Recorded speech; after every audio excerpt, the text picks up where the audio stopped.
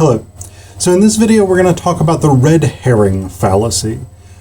This is a fallacy that's essentially meant to distract someone from the main issue at hand by introducing a related but not relevant point. And this is really what separates the red herring from the non sequitur fallacy, because with the non sequitur, the follow-up or the rationale or sometimes the counter-argument is simply irrelevant to the point at hand. With the red herring, it will be connected, but it isn't really a response, right? So that, I think, will become a little bit clearer as I explain this in more detail.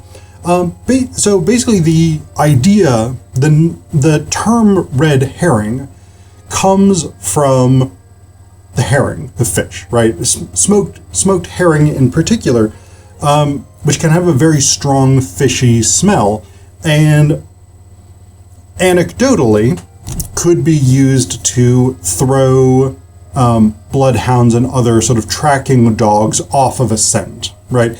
You could, in much the same way that, like, you can use pepper or something like this, supposedly. I haven't done this, I don't know that it's true, but supposedly you can use pepper, very strong sort of fish smells, these things like this that have very strong distracting scents. You can use those to confuse a trail that is otherwise being followed by hunting dogs. So this is where the term comes from, right? This idea that you can distract with something else in order to avoid scrutiny for the thing that you're fallaciously arguing for. So this is something that we get all of the time, right? Sometimes these things are done intentionally, sometimes they're done unintentionally. As with a lot of the fallacies that we've talked about on this channel, sometimes people make a point that they feel is relevant, but they think that because they haven't really considered the implications of their argument. Often, I think that happens because, particularly with hot button issues, we have particular discursive talking points that get sort of baked into the discourse, right?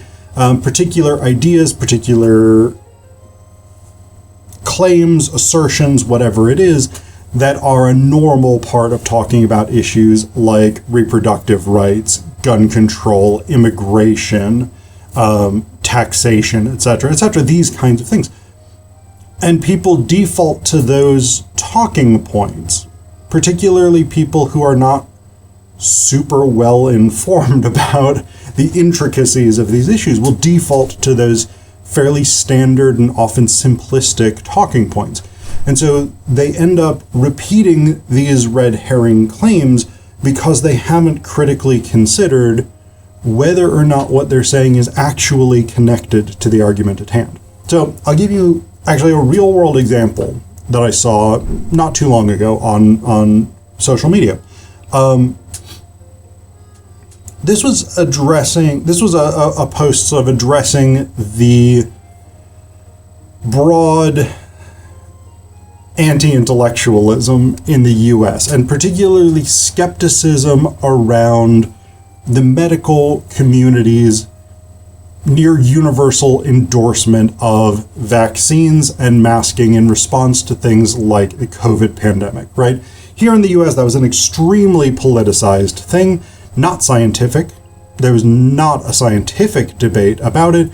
It was clear from every medical expert, every doctor, immunologist, whatever it is, that these were the best procedures we had available at the time.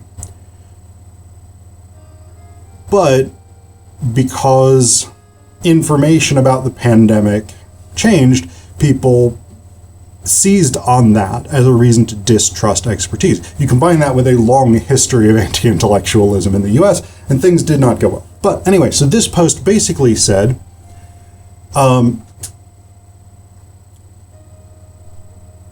when the issue deals with objective reality or truth, facts, It is much safer to trust the opinions of experts than of random, unqualified people.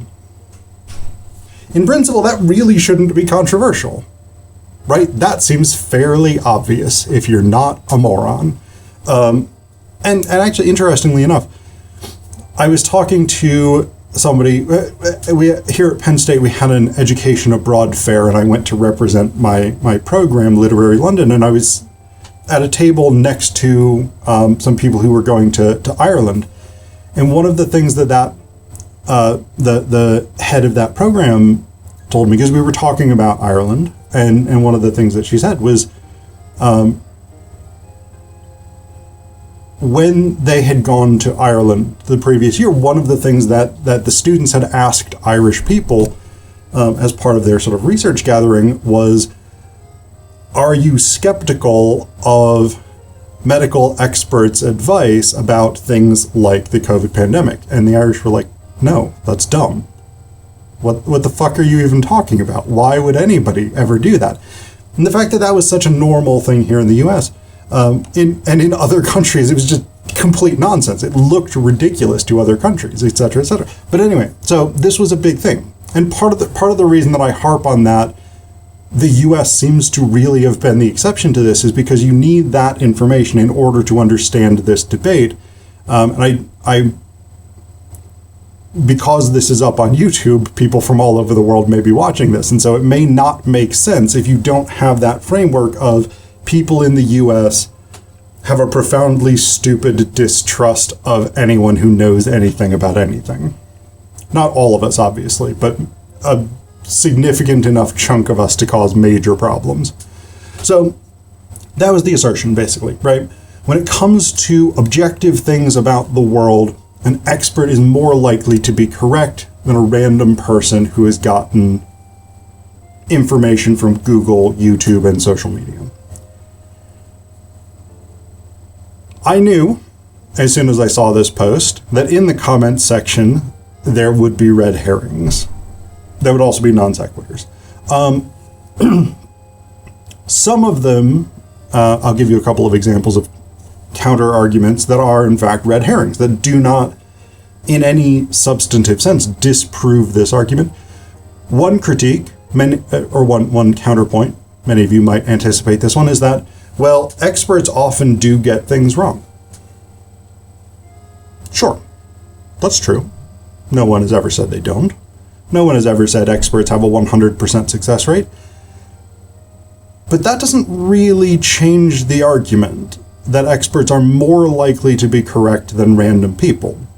Random people without an in-depth developed knowledge base about a subject are more likely to be incorrect more times than an expert. The fact that experts are sometimes wrong doesn't change based on that. So it's a red herring, right? It's related in that it deals with expertise, the quality of expertise, the ability of experts to be correct, etc., etc. But it doesn't deal, it's not relevant because it doesn't deal with the central question, which is who is more reliable, experts or randos? And so in this sense, it is a red herring because it is connected, but has no bearing on the argument being made. Another one that I saw was that, well, I knew there was something medically wrong with me, but the experts couldn't diagnose it, so they said I was fine. Okay. I mean, I don't doubt that that happens. We know that that happens. There's plenty of evidence of people who know that something is wrong with their own body, and the experts say, we can't find anything, so you must be fine. Yeah, that happens. It's worth noting that their expertise is not in your body. Their expertise would be in medicine, in diagnostics, whatever it is. And their ability is limited by the tools that they have available to them, by the tests that your insurance is willing to pay for, if you're in the US especially, et cetera, et cetera. There's any number of reasons why they may not be able to diagnose you. But their expertise is not in your body.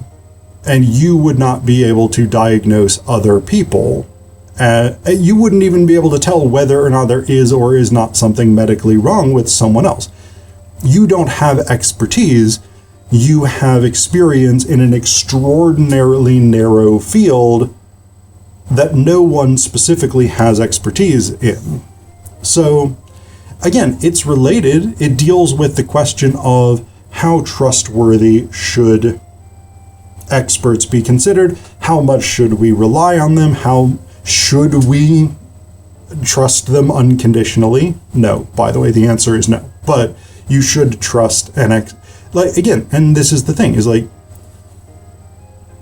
if you follow that up by bringing it back to the terms of the original discussion, okay, the experts have said we can't find anything medically wrong with you. Do you think the diagnosis of a random person on the internet is going to be more or less trustworthy? Do you think a random person with no medical education, no practical experience, no diagnostic experience, etc., is going to do a better job figuring out what, if anything, is actually wrong with you? The answer statistically is no, right? An expert, or you may need an expert to have access to tools, tests, etc., that the people you have consulted simply don't, for one reason or another. But you're much more likely to get an accurate diagnosis from a medical expert than you are from a random person on the internet. The fact that the experts failed in this instance doesn't change that basic assertion. So again, this is what the red herring is all about. It's about finding something that is connected to the argument, but actually doesn't support it, doesn't actually support the claim being made here. And in that sense, it's a failure of logic.